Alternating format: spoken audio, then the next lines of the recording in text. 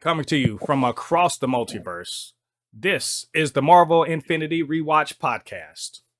Welcome and thank you for joining us on the Marvel Infinity Rewatch Podcast, where we are rewatching Yeah, the most successful movie franchise in history from the very beginning. This week, we are going to do an epic dance off for the fate of the galaxy in Guardians of the Galaxy. Joining me to discuss this is fellow Blurred and movie YouTuber Kenny Sparks. Kenny, how you doing today? really well. I'm actually super happy to be here. Doing this kind of conversation about, like you said, the most successful movie franchise in history. When you really think about it, most people don't phrase it in that way, but that's exactly what it is. So I'm excited to talk about one of the most integral parts of that franchise. And yeah, man, I'm just really happy to be covering this specific movie. Yeah, absolutely. It's one of the surprise hits, I would say, of the MCU. For But sure. when you really think about it, is it what it shouldn't have been a big surprise. But we're gonna dive into all that. Before we do, get down there, hit like on this video. Guardians of the Galaxy. It came out in 2014, 10th movie in the MCU. It was directed by James Gunn, who prior to that was known for he did some screenwriting, but he worked at Troma. He Hmm. did the Scooby Doo movies. Yeah, he did the Scooby Doo movies. He also directed. He wrote the script for the Dawn of the Dead remake that Zack Snyder did. So he had a pretty Oh wow. decent pedigree, and Yeah. he was given the keys to the kingdom, so to speak, for the cosmic realm with Guardians of the Galaxy. Now, this was he co-wrote the screenplay with Nicole Perlman, and it starred Chris Pratt, Zoe Saldana, Dave Bautista, Vin Diesel, and Bradley Cooper, who were both doing voices for CG animated characters, and Lee Pace, Michael Rooker, Karen Gillan, Jamon Hanto, John C. Riley, Glenn Close, and Benicio del Toro. Packed Which cast. let me just it's what a cast. But one thing that you'll notice about the MCU at this point, by the time this movie came out, the 10th movie, you started to see Hmm. these long casts, starting with Thor, really Thor, but the second Thor, these long casts with real names that Yeah. before people didn't really want to be in comic book movies because they thought it was low class, but suddenly that MCU cheddar, boy, that show it Yeah. showed to get people to sign up Yep. for these things. So yeah, Kenny, what was this movie all about? So, Guardians of the Galaxy follows Peter Jason Quill as he stumbles across the galaxy attempting to sell a valuable orb, but ends up trading a life of selfishness for a family that he never knew he needed.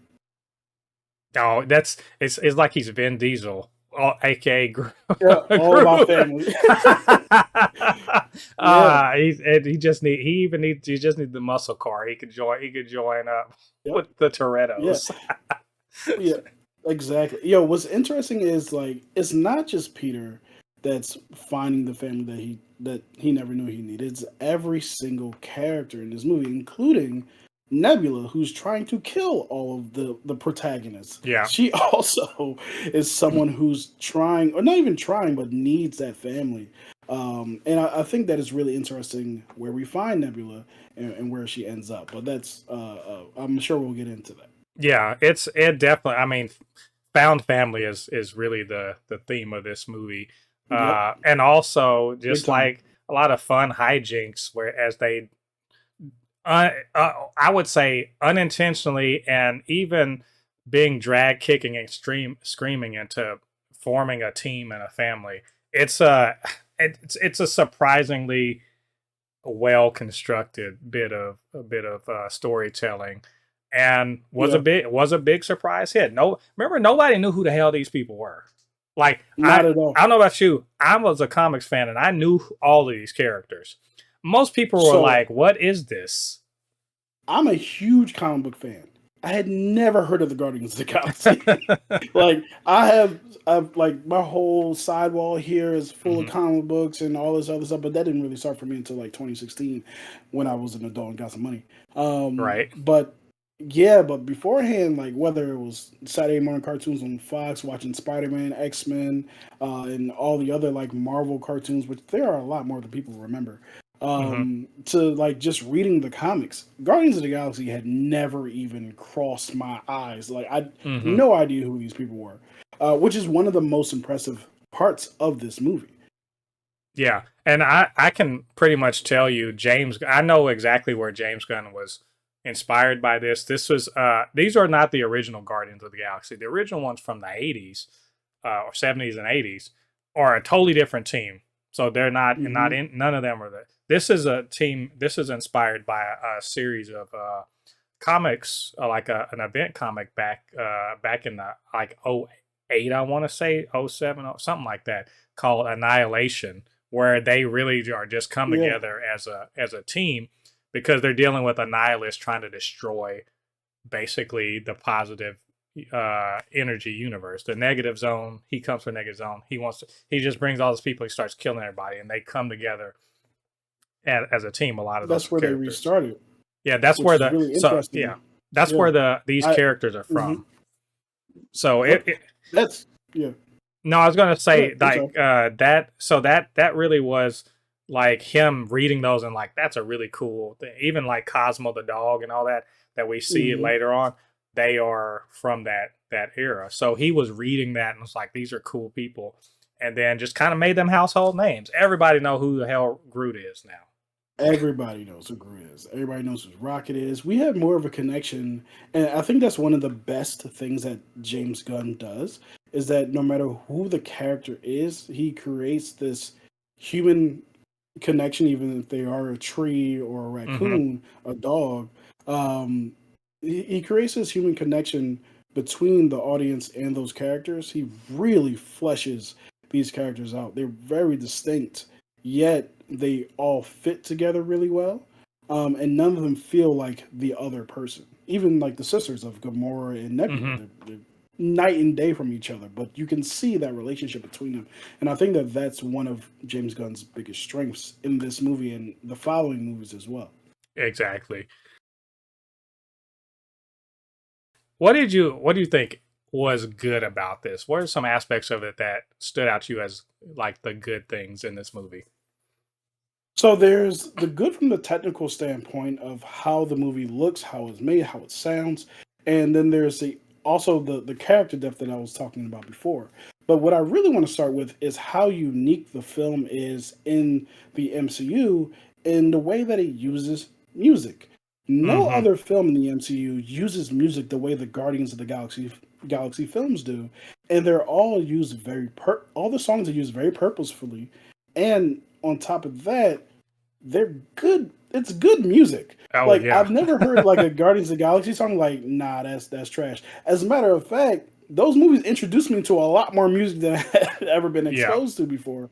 But the music being kind of the almost a subplot entirely in the first movie is part of what makes this movie unique. Mm-hmm. And that connection that he builds between the music and who Peter Jason Quill is, and his mother, and his family, and where he comes from, and why it's important to him. All of that makes everyone around him. Uh, yeah, I'm sorry. Oh, yeah, all of that makes everyone around him more like I want to say lived in, more tangible, because they're all playing off of him and that history. Right. Even to the point where he influences the rest of the team. I mean, by the end of the movie, the rest of the team are music has like they're all listening to music and stuff like that. Yeah. So, um, dancing on Michael Jackson in the post credit. But I think what he does really well here, besides just the musical aspect, is as I was saying before, making all these characters distinct. And the movie is gorgeous. The Right. movie's amazing to look at, and they only get more gorgeous as these movies go on. But this movie in particular, the way that he presents the galaxy, space, it has a certain feel to it. It's a character in and of itself, and the way he also introduces us to these new planets and new places like Nowhere, which is the head of Mm-hmm. a celestial, and the amount of detail that he puts into those type of very abstract things like those are the kind of things that make this particular film stand out from others. So I really enjoy watching this movie because people often say, which I totally agree with, that all MCU movies are the same. I don't know where they get that from. Maybe it's like a similar tone, I guess. But if you're telling me Black Panther and Guardians of the Galaxy are the same movie, you've lost your mind. Yeah. Yeah. And same with Cap, same with Thor. Like they're totally anyway. That's a whole other soapbox for another day. But yeah, I think that that's what stands out in particular in this movie. Yeah. Well, I mean, you hit some of the things I was going to say. The needle drops were on point. Like there's they don't miss. They never miss. Hell, Come and Get Your Love was huge because of this, and that soundtrack. Yeah. What that sound? People love that soundtrack. I as a someone who grew up in the '80s. Yeah, that was like y'all were hitting on some stuff that I definitely heard. That was the first I heard of that song. Yeah, it was really good. This is a genuinely funny and genuinely funny movie, and it's a romp. It's a romping adventure. That's and it has a lot of influences that are in there. But there's Indiana Jones in this. That beginning scene. I love the found family vibe. I love found family anyway, no matter what. But he's so good at it. It is, in fact, I'd even say that's James Gunn's forte, is bringing together people that don't look like they should be together, and then they're together. Totally agree. Yep. I also like that the romance between Quill and Gamora isn't weird. It's actually very sweet. Like, not to shit on another MCU director, but I'm going to shit on another MCU director.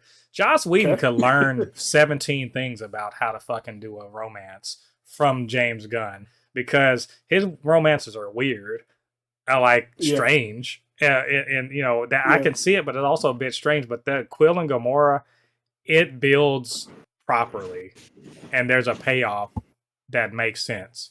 So I really enjoyed that. And this thing has character growth and emotional stakes. Again, James Gunn, he doesn't leave it. The characters start in one place, they end in another place, and the stakes are real. They're the heroes, but that doesn't mean they're not in danger. So I really, really Absolutely. like that. Yeah, and I think essentially what makes his movies distinct, especially what you said about him having that found family vibe. We've seen that through Guardians of the Galaxy, obviously, through Suicide Squad, even through Peacemaker. All these characters are very distinct and unique. And like you said, they don't seem like they should fit together, but they do. And it's not easy either. They fight often. They have they make mistakes. One of the better parts of this particular movie is the mistake that Drax makes to call in Ronin selfishly. Even though it doesn't feel selfish to him, he's just going after his revenge for his family, for his wife and his daughter. But he realizes later on that Gamora almost died because of the situation. So did Peter almost die. Actually, everybody almost died, really.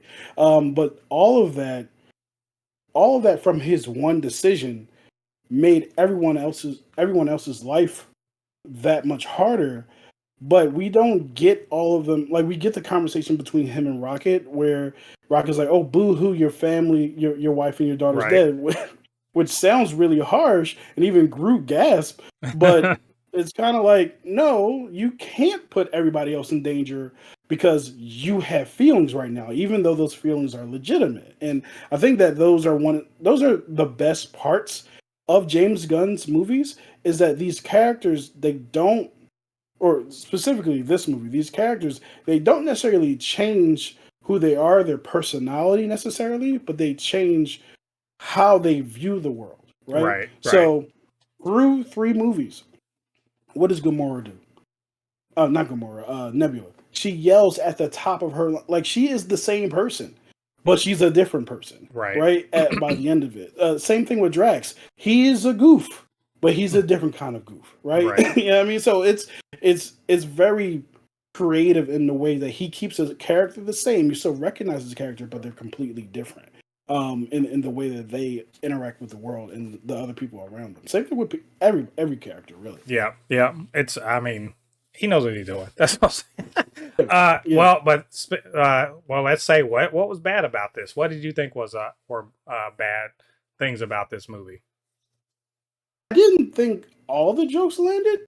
I think one of the most awkward things in the beginning was Rocket, honestly. So when they first drop down to go capture Peter, after he's like trying to sell the orb, or what we know is the Infinity Stone, to the guy with the eyebrows, like he gives like a couple of lines like, He's I roasting forget what people. this. Remember, was he He's roasting people? That was funny. But when he's trying to be cool in that moment, he's like, I live for two things. I live for something. I'm like, all right, I don't like. Was that supposed to be cool? So it doesn't always land like that. And other than that, man, I don't really find. I think those are really the only kind of issues that I have with the movie. Even like Marvel's penchant for having quote unquote weak villains, I think that this movie actually escaped that. Because I think Kevin Feige's philosophy has always been like the movie's not about the villain, it's about the hero, so that's where he puts all the focus on. I think that Ronin the Accuser does enough in this movie to show that he's a threat. Right. So it doesn't like when it ends in a dance off, it's not out of character for the rest of the movie. Right. So I know that you asked me like for the negatives, but I don't really see a lot of negatives. If you want to super nitpick, it's that Groot died and nobody realized Groot died until he sent out a tweet like years later, like, no, Groot's dead. Like that's a new Groot. Like, There's a what are you talking person. about?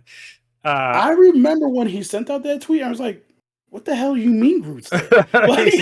Like, he's literally there. Was like, nope, it's a different one. But I mean, to put it in context, that explains why he acts the way he acts in 3. Let me say, you're far nicer than I'm gonna be. James Gunn, first of all, how dare you ruin the Nova Corps like that? And I mean ruin it. Nova is not some motherfuckers in spaceships, putting an energy net around anything. Nova is buckethead dudes with turn into rockets and beat the shit out of people like they're fake ass Green Lanterns. So as one, hated. I love Nova as a character. Did not like the way they did no. And when they said Nova was going to be, I was like, shit, Richard Rider coming. Nope. Some people. Okay. I did not like how ill used Glenn Close was. She was really not in the movie. She was just one in the Situation Room. I don't like that. Right. Like, if you're gonna have Glenn Close, have her in the movie. Okay. Okay. Same John C. Reilly. He's really just there to deliver jokes, to deliver a couple silly jokes. No, thank you. Jaimon Hansu. If I swear, and the man is in like 17 MCU movies, and somehow he still gets the short. He still gets the short stick. I mean, I'm like, okay, even though he does deliver one of the funniest bits, like who? The Star-Lord. He's like, who? I love that at the beginning. That sold the movie. Yeah. Also, you liked Ronin. I liked Ronin in the comics. And in the comics, he is not a joke. In this one, he's a bit of a petulant sort of guy that gets. He's like if Joffrey Baratheon got an Infinity Stone in some points, and I'm just like, man, you are a little pouty bitch, and I don't love it. In the comics, he's stoic as hell, and he will beat the shit out of you with his hammer, for the glory of the Kree Empire. So. Didn't love that, even though I do like Lee Pace, and I thought he was doing what he could. And also some of the technical stuff. And I'm like, Gravity does whatever James Gunn needs it to do in this movie. Like, It just Yeah. whatever he needs it to do, it just is. Like the shit, some of the Yeah. shit don't make sense, and vacuum of space don't make no sense either. You know what? Fine, whatever. The He's just vacuum of space and has been played with in so many movies. I'm like, I know he's supposed to be dead, yeah. but he's not. But it is what it is. It Yeah. was that last bit's nitpicky. I was just like, man, come on. Mhm. Even in the Marvel universe, when all sorts of ridiculous things are happening, that even then that's not correct. But you know what? That's fine. Yeah. I'm really more the thing that pissed me off the most is Nova Corps. That's just like get out of here. Yeah, that definitely makes sense. All of these characters really are characters that I'm not entirely familiar with, right? But I am familiar with Nova. Like I do know who Richard Rider is, as well as the younger one whose name I actually can't remember. Sam, I forget. Sam, I'm gonna remember his name in like 10 minutes. he's in the Champions. I Yeah. forget what his name is. So I'm familiar with those two characters, mostly in name only, because I haven't really read a lot of comic books that are about them. Like anytime I've read them, they've been about somebody else's story. Mhm. So I haven't really read any of their comics. So I really did come into this movie with fresh eyes on everything. Right. And I also have this like general philosophy when it comes to Marvel movies, which is none of them follow the comics. So I don't really get too. As a matter of fact, here's the simplest way I can say it: the movies are their own universe. Right. So if they do something different, they do something different. Now, that doesn't mean I have to like the different thing that they do, but I have a general understanding that despite what Kevin Feige says, I don't know why he said this. The MCU is not the 616. Like Right. it's just not. I don't know why he was trying to like. You're just putting more pressure on yourself to make it like the thing that you're not making it like. So I view every I view the two different mediums as two different universes. So if one decides to do something different than the other one, then I'm rocking with it because I still have the stories I got at home. You know what I mean? Like that doesn't bother me that much. However, comment if Black Panther is 4'2" and doesn't wear a helmet, that would bother me, right? So there's limits. There's limits to everything. So I definitely understand when diehard fans of certain characters get upset because I would get upset too if one of my characters was bastardized, so to speak. But there's an elasticity to that I'm willing to right. apply to my viewing experience. I get you. How about weird things? What was weird to you about this movie? There's several weird things. The collectors definitely one of them. And it's not just a collector because Benicio del Toro does an amazing job as a collector. Right. But it's kind of like the girls that he has around him. Some of them in the cages, some of the servants. They're like, this is weird. It's a little weird. They give in slave. They give in sex slave. But so that's one. Other than that, like not too much other like weird shit. I do find weird the conversation that Ronin had with Thanos. And not just that conversation, but his minion who was there, who Ronin essentially like twisted his head all the way around. A little weird to be able to just do that to one of Thanos' minions and Thanos just not be pissed about it. That's the thing. But as far as other things, like I don't really find too much that's like weird, like weirdly out of place, or anything like that. I have some. uh, how Gamora is so strange to me. On one hand, she is bad as fuck. Like she's a bad woman, and you don't want to mess with her. And other times, she's just so easy to like take down. And I'm just like, which one is it? Why? It literally is just played. It's whatever the script needs. She is, and I'm just like, because she gets like captured very easily a couple times in this movie. And I'm like, you're not just playing possum. So what is happening here? Why are you beat? And then other times, she's just like single-handedly like laying waste to people. Okay, which one? Pick one of them. Um, also, I'm saying Quill likes him some color girls. It, To argue, we I got pinks, we mean, got green, we got he yellows. loves he tastes the rainbow, so to speak. That Yep. he Yeah. definitely does. So when he goes Mm-hmm. for Gamora, I'm like, if you ever date a regular old Earth person, I'm gonna look at you It's gonna. sideways because you like the exotic. You like Captain Kirk. Mm-hmm. He's like Captain Kirk. He literally He is very much like Captain he is Kirk. Captain Yeah. Kirk coded basically. Yep. Yeah. Anytime anyone with that'll shake their booty at, especially that was the one they kept saying that he laid with. He's like the one he laid with that had like teeth The down there and tentacles. stuff or Yeah. tentacles or Yeah. something. Yeah. I was like that like yeah, let me find out Peter Quill got a fetish. Okay. Uh Mm-hmm. everybody calls each other idiots all the time. And I'm like, y'all, that's a They're weird. mean to each They're other. very mean They're to each very other. mean to each other. Extremely mean. Yeah. Um, I liked, even though I liked them, all the random Easter eggs. The collector was literally just there to be an Easter egg for Marvel stuff that'll never get play elsewhere. Like, Mm-hmm. Howard the Duck. Yeah, he shows up later on in some things, but he pretty much isn't a real character. They just he's there to be like, hey, remember that Marvel thing? Yeah. And Which I think finally, is fine because it actually gives the world texture. yeah, Right? You're going to find stuff in these different movies that are not going to show up anywhere else, or not even going to play out until a long thing. I was surprised Cosmo showed up in the third one. yeah, But yeah, so like you're going to have those things because that's world building. You need those little things that make the world feel real around them. You know what I mean? exactly. Well, how do you feel like this movie fits into the MCU? What's its place in the MCU?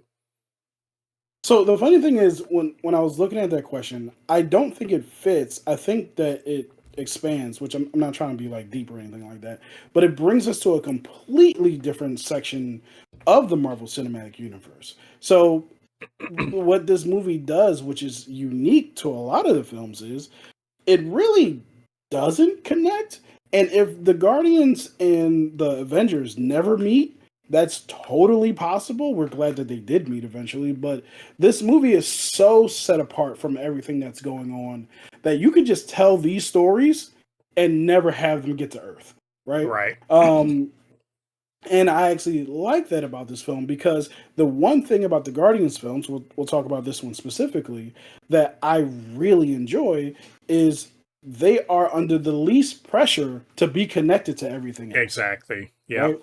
So they have their own identity. They have their own lore. They have their own issues, like stuff that's going on Xandar and Moran, like all these different places. The Earth don't know about that. Earth don't give a damn about that. Like they have no, they have no earthly clue of what's going on out in space. And I like that they gave us a little bit more. I keep wanting to say texture, but I like the fact that they gave us a little bit more of what space is like. Because if we just look at like the Thor story, who I guess is in space, Yeah. somewhere, like that's giving us a very limited view, even though they're going to other realities and planets and stuff like that. But what Guardians does is establish what life outside of Earth really is like. Right? There's a completely different culture of living out there. Remember in I think it's Endgame, I think it is, Rocket talks to the Avengers like, you guys spent all that time on the Chitauri, why didn't you just take out the mothership? you just Just take out the mothership. It's easy. Yeah. So and that's what's great about these films. They don't have the second one doesn't connect to anything that's going on Earth. The third one doesn't connect to even after they have all come together in Infinity War and all that stuff. The only connection is like Gamora, 2016 Gamora, right? But as far as the story is concerned, just like this story, they're all self-contained. So James Gunn can do whatever he wants to do, and it doesn't have to feel or act like any other MCU movie. Yeah. No, I mean, I'm with you. I even say its uh, goal or its assignment given to the marching orders by Kevin Feige is make cosmic Marvel a thing and make it look like it's huge and lived in and everything like that. And in so doing, like he had a lot of space to literally to work in a lot of different things. And we got a taste of space from or the cosmic side from Thor because they're cosmic adjacent, but this is where we really see what the cosmic landscape is. Hell, we Yeah. we even see Thanos himself, who was and Avengers.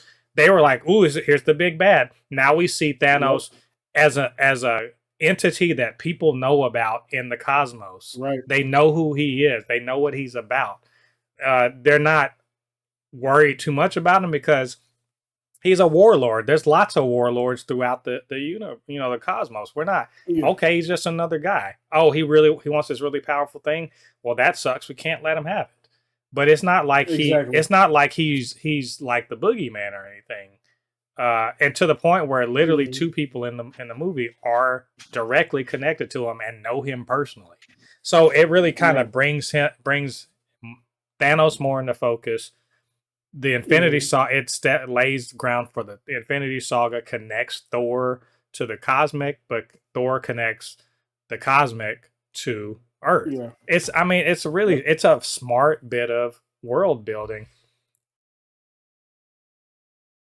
Do you remember the first time you watched this? You see this in theater? Do you watch it at Yep. home? What No, I was it saw this in the like? theater. This was awesome because I had so much hype going into it. Like I was so excited to be with these new characters that we never met before. I think that this is the first like kind of foray into bringing in characters that we hadn't met before, right? So this Hmm. was after the Avengers film. So I think it was Iron Man 3 after this, and then Winter Soldier was after this, and then we get the Guardians, which is the first time we're getting a whole new set of characters. So I was so excited for it. And then that first teaser trailer with like Peter doing the middle finger and them telling us about who these characters are, I'm Hmm. like, I dig it. I like it. I like the fact that we're going. So I was so excited going in, and I was pleasantly surprised of how much I actually really enjoyed this movie. I saw this movie in theaters at least 3 times. Wow. Back then, I was seeing all the MCU movies in the theater multiple times. I actually still do that. I think there's only two movies I've only seen once in the theater. One was Black Widow because of the pandemic, and I wasn't going to recite twice. Hmm. And I don't actually remember what the other one was the Marvels. No shade to the Marvels, whatever it is, but I had only seen it once. So yeah, that's really it. Everything else I've seen two, three, Black Panther 6 times. Hmm. So yeah, but this the first time I saw this was 2014 in the theater. Super excited. Oh yeah, I did not see that. There was a while I wasn't really going to the movies at all, so I didn't. I Hmm. actually saw this on DVD, but Okay. I saw it with a group of nerds. So Ah, where we all we knew what was going on. Oh, we loved it. yeah. This it hit so perfectly. Like it just had like a good balance of action and humor and all that stuff. Hmm. Groot was the big I noticed Groot was the big like hit amongst Yeah. everyone. I for whatever reason it just hit and like everyone loved him. So It never seen anything like it before. At least I don't know. Like he only says 3 words, and we kind of understand what he's talking about. Or yeah, he has his translator Rocket, right? So yeah, I thought that was, in a sense, innovative. yeah, Just because it's a character we're meeting for the first time, he doesn't say anything, and when he says "We are Groot," we're all invested and like, "Oh my God, is he about to die?" And he does. right, But like, it's like they he James Gunn literally built enough equity in this character over an hour and a half for us to feel something when he actually does like try to sacrifice himself. Like, right. Your standout scenes in this movie, like two or three that really kind of like made the film for you. so the scene I just mentioned. Well, there's several. The scene I just mentioned where we are Groot. That entire sequence, them like crashing down towards Xandar, and that ship, which was dope. Like the Ronin ship was incredible. Like it was really cool looking. So yeah, that entire sequence, even the fight leading up to that sequence was dope. The other scene that sticks out to me is he escaped from the prison. That's when Yes. they finally like congealed as a team. Mm-hmm. And they all of their talents were displayed in that moment, and not only just their talents but their personalities. With Rocket, like, I didn't need that leg. Like I was just trying to see what you would do. So all of that like was integral to who we know them to be as the movie goes on. I think another like important scene is, or standout scene, is the scene where they all decide that they're not going to run away from this situation, that they actually are going to band together as a team. And like Rocket, of Yes. course, we're all Yeah, standing. bunch Bunch of idiots. It's because, like, I think one of the best lines or best exchanges in this movie is when, like, I think it's either Rocket or Gamora who says to Peter, like, well, like, why would you want to risk your life for all these idiots and for the galaxy? He's like, and Peter's like, because I'm one of the idiots who live here. It's like I don't want. It's like Yeah. it's like such a common sense thing. It's like I live here. I don't want the universe destroyed. Like, is it really that simple? But yeah, I think all of those. Oh my god! So there's a lot. There are. When after the final battle, when Groot has died, Mm-hmm. and all Rocket is holding is his leftovers, his twigs, right?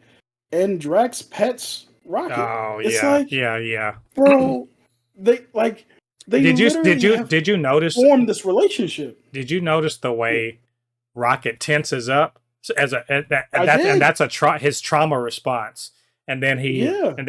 I was like, okay, there are some details in Rocket's mocap performance that we don't give Sean Gunn enough credit for. His mocap performance is actually really good. Yeah. Rocket being drunk and telling us all about his surgeries being ripped apart and put back. Like, this movie has so much in it to like, it's not just like an action movie. Well, action movies can have depth, but this movie's depth of their characters are so critical to how this movie goes, because by the end of this movie we feel like we know these people, Yeah. like, and well. So it's like, man, the tensing up, all the little things like really play into it. Oh, of course, like the cherry bomb scene when they all suit up. Yeah. We love a suit up in a superhero movie. That was a great one. And I don't want to keep going. Well, I don't want to say much more, but the opening scene. The Yeah. opening scene is incredible. You're saying some of his the ones I'm going mother's- to say. Yeah, so I'll stop here because I could go on, but because this movie's incredible. So yeah, It really is. There. Okay, so I'm not gonna go into detail. I'm just gonna say the scenes. Quill's Indiana Jones dance sequence is wonderful. The prison break, as you mentioned, the fight on Xandar, and it's a long sequence between Quill, Rocket, Groot, and Gamora. Wonderful. I love that. Yep. You already mentioned it, Rocket's drunk tirade when about how he came to be. Yep. The come together moment. You already said that on Yondu's ship when they just said, "All right, we're gonna do this." The dance fight for the fate of the universe. Beautiful, beautiful scene. Great. But the scene, to me, the scene of the whole is Groot's sacrifice. Groot's sacrifice. If you could bottle up all of the good that you feel about this movie, it's in that scene. I loved it so much. Yeah. Yeah. Literally, I was like, don't cry, don't cry, don't cry, because They had me. I'm a crier, so they had me. it really was one of those times where, Hmm. because like everyone understands, and then what Rocket says, but you'll die, and the pain in his voice about that, yeah, it was good. We got to talk about the standout performances. Your top performance, and then, or an honorable mention. So I have two. I have actually one in an honorable mention. It's Rocket. It's Bradley Cooper's Rocket. Hmm. Without Rocket being who he is, or without Bradley Cooper voicing this character the way he does, I don't think any of this works. And you can say that about any of the characters in here, but Rocket is such a central figure to this movie and the attitude of this Hmm. movie, that it's if Bradley Cooper doesn't deliver, this movie is just not as good. And I love what he did with Rocket. The honorable mention I would say has to be Chris Pratt Hmm. as Peter Quill. It's in a very similar vein.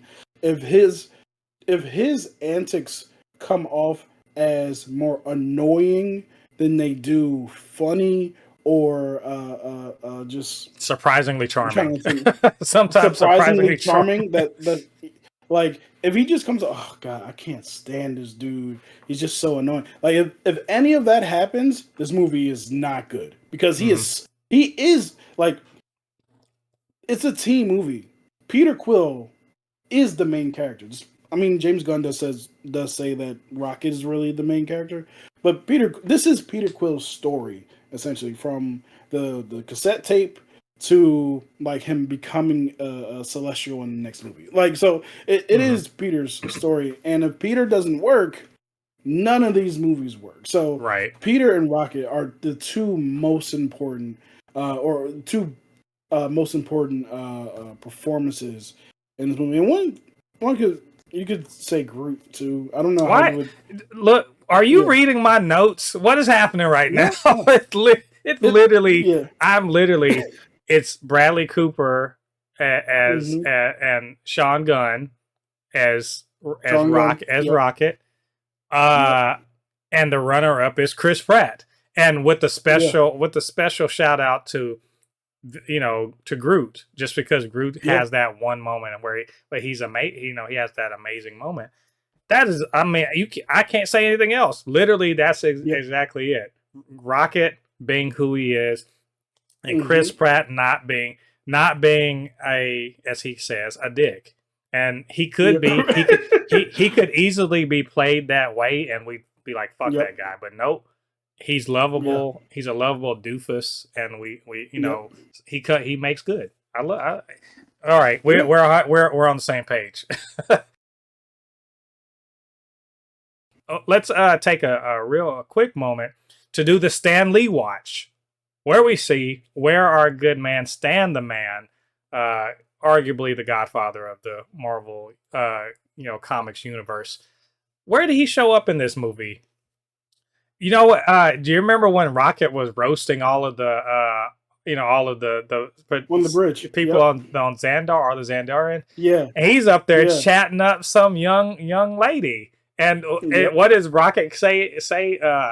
Rocket he says, "What a class A prevert," which was both funny, but also I do want to ask, why do they keep those early appearances? Why do you keep being like in what was it in Iron Man 3? He's judging a beauty contest. They keep, and he was Hugh Hefner at one point. I'm like, You have her. Yep. why y'all keep doing this to this man? But either way, I was like, you know what, Stan, we love to see you. We always love to see Stan in these things. Always. Always. Um, man, I remember when Stan actually passed, Yeah, and I went to go see Spider Verse, yeah, and and he was in that it. was He his was like, last anybody one. could put on a mask. I was done. I was done. But yeah, like that was such a. It was a small one. It was one of his smaller appearances because he doesn't even like look at the camera or anything like that or say Oh, anything. he's too busy talking Um, to the hot red yep, skin girl. So yeah. or pink skin. Pink suit, yeah. Um, So yeah, I mean that was cool. that ending though, was it a Yeah. Marvel ending? Was it all pew pew CG, overly special effects, or did it transcend that the so-called stereotypical Marvel ending? What do you think? So in this particular case, well, for one, the answer is no. It's definitely not your typical Marvel ending because it ends in a dance off to save the universe. Like it literally does, right? And all the characters are holding hands, sacrificing themselves, holding a stone, right? And not only that, the I think Peter curses in that moment. It's like for the Guardians of the Galaxy, bitch. Like he literally I feel like the Guardians are the only ones who have heroes who will literally curse out the villain. And murder people So yeah, too, and murder. and murder. Actually, they there's kill quite they a kill a body lot of count. people. They Yeah, kill so they many kill a people lot in of this. people. Yeah. But yeah, even like if I recall correctly, there's no beam in the sky. The only thing falling out of the sky is the Ronin ship into everything, and just the way that entire like 40-minute sequence. First of all, it's a 40-minute sequence, Mhm. right? So that's number one. Like all of Gunn's ending action, like final act sequences, are like an entire act. Like they're not like, oh, I've been hurt, I gotta go get the bad guy. It's like a 20-minute like ordeal. They're all like 45 minutes, and so was this one. Like the entire thing with Xandar. So I don't think it's nearly. I don't think it's at all your typical beam in the sky Marvel thing. And also to answer your other question, I don't think it's overly CGI because how would you not use CGI in this situation? Exactly. Yep. Yep. Yeah. Yep. Here. so Exactly. Yeah. I, yeah. I. So I yeah. honestly. I don't think it is. See, I'm of two minds. So I say yes, it is a CGI fest. There's tons of it. You can't not do it. But that's like Oh yeah. saying Star Wars is a CGI fest. Yeah, it's Star Wars. The shit's Oh literally it. What they gonna practically do practical effects for this? No, it's not gonna happen. So, and this does actually owe a lot to Star Wars. There's an mhm. Independence Day reference in it. Yeah, if you notice, there's a bit of Independence Day in it. There's Top Gun in it too, and it's a bit of a heistish sort, caper It is. aspect to it too. Yeah. So there's a lot of things going on in the finale. And I don't want it. The ending is yes, the fight dance off for the fate of the universe, which is not a Marvel ending at all. But Nope. the reason why I say Marvel, I'm talking about the egregious pew pew, lots of people running around at each other, hard to kind of Hmm. understand some of the action, and it's just a lot of that happening. And the Yeah. actual narrative effect is basically who wins, who loses. There was so Yeah. much actual narrative purpose to what happened in this finale that I don't feel like I don't feel like I can say it's like egregious like CG that doesn't mean anything. That's not true, and it's Yeah. actually one of the better finales of the entire MCU, in my opinion. Um, Honestly, I think all three of the Guardians movies are three of the best finales for sure. Even Volume Two, which I know a lot of people don't like. I freaking love that movie. But yeah, all three of them have, like I said, 45-minute finales, and they're all super impactful and have many different like. There's a ton of acts in those different finales. mm-hmm. So it's yeah, I think it's a great ending actually. Yeah. Finally, we're gonna talk about the credits scene. So in the credits scene, my God, one of the I think it's a credit scene that made Marvel millions and millions and millions of dollars. You know Yes. why? Because that little motherfucking baby Groot. God dang Yep. it. It's Yep. hilarious. How many did you saw the little solar powered ones where the little baby Groot toy was just Yeah. that millions of dollars. Yo. Baby Groot is Yeah. probably one of the, and this was before Baby Yoda. It was the Baby Yoda before Baby Yoda. People love that, and I love that little bit where Drax is like, "Is he moving? Okay." Remember that Funko Pop or that toy did not come out immediately. I Yeah. don't think Marvel knew Nope. that Baby Groot dancing like that was going to do what it did. Because I remember like, oh man, I gotta get one of those. Like I was like the Funko Pop or whatever, and they didn't have any available immediately. Yeah. But yeah, that was just great. That was a great way and a good feeling way to end the movie. To let you know that Groot gone, Groot Yeah. as a character not gone. Also, the other one was the collector in the ruins of his collection with, Cosmo licking his face and Mm-hmm. Howard the Duck. Howard the Duck, like, why you let them like do that? And I'm like, every black person ever always ask that same damn question. Why y'all let that dog Yep. lick all in your mouth like that? What are you doing? No, I can't have it. I happily own a pit bull. He will never look me in the mouth. That is a boundary that me and him have established. That is just not. He's black. You know what I mean? My pit bull is black. He knows how to act. You He's know what I like, yo, mean? He where knows the rules of the house. he's just like, I don't know where your mouth been. Shit. Right. Absolutely uh, right. but there's no stingers in this at all, though. It's just like nice little like Mm-hmm. post credit scene. That happens sometimes in the MCU. It doesn't have to lead to Yeah. anything. It can just be a nice little extra. And all you need is at the end, the Guardians of the Galaxy will return. Yep, Cool. exactly. Like Yeah, we'll see you next time. You know what I exactly. mean? So yeah. They were cool. Those were cool though. So now we gotta rate this thing, and Yeah. on the Marvel Infinity rewatch, we rate them out of Infinity Stones from out of Mm-hmm. 1 to 6. So is Thanos saying, "Okay, forget about it. I'll do it myself" with his empty gauntlet, or has he snapped half of all life out of existence and he's going to go sit on his farm and grow weird little kumquats? What do you think? I think he's close. I think he's just one stone shy of. I think he's just all he needs to do is just snatch the gem out of Vision's head, and he's got it right. So I have it at 5 out of 6 Infinity Stone. It's that good. I honestly I could make an argument for making it 6 out of 6, but I'm gonna just say it's 5 out of 6 Infinity Stones for me. I hear that. Yeah, to me, I'm on the same page with you. He's got, he's reverse time and is just reaching for that Yep. final stone. After Mm-hmm. slapping the hell out of Scarlet Witch. So Yep. and Scarlet Witch is gonna remember that shit too. Just trust. Sure enough. But yeah, no, 5 out of 6. This movie is so. No, in fact, it's so good. I hadn't seen it in so many years. I 20 minutes in, I was like, God damn, this is a good ass. This movie is good as hell. Like, I get it. If you want to know why the MCU was had its foot on the neck of the industry, this movie is one Mm-hmm. of the reasons. That man, it had us in a chokehold, and for a good reason. This Yeah. this movie is absolutely amazing.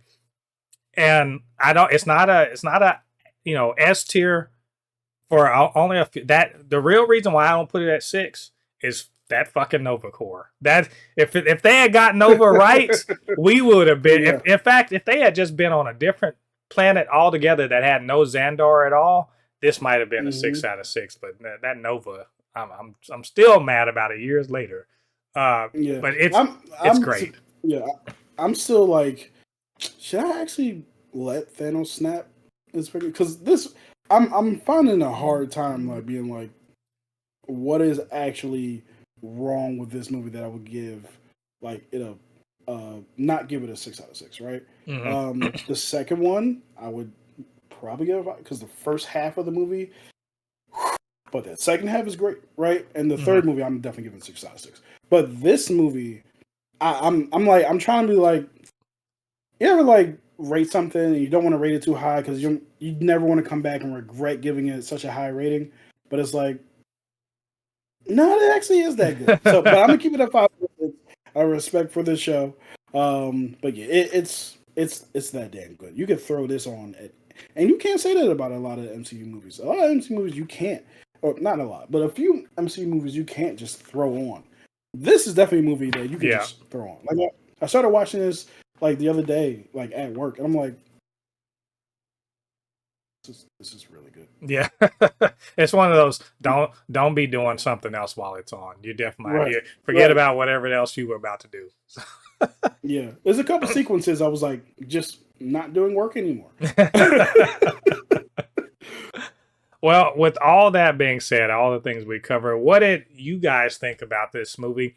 What did you think about what we had to say? You know what to do. Get down there to the comment section and leave your thoughts there. Of course, you can always hit me up, supernotfunnyshow@gmail.com, blurred_force1 on Instagram and Threads, and it's super_not_funny show on TikTok.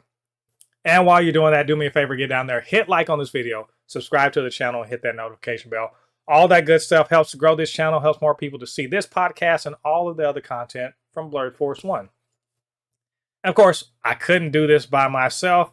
I had to bring in Kenny Sparks to enlighten us about this wonderful, wonderful movie.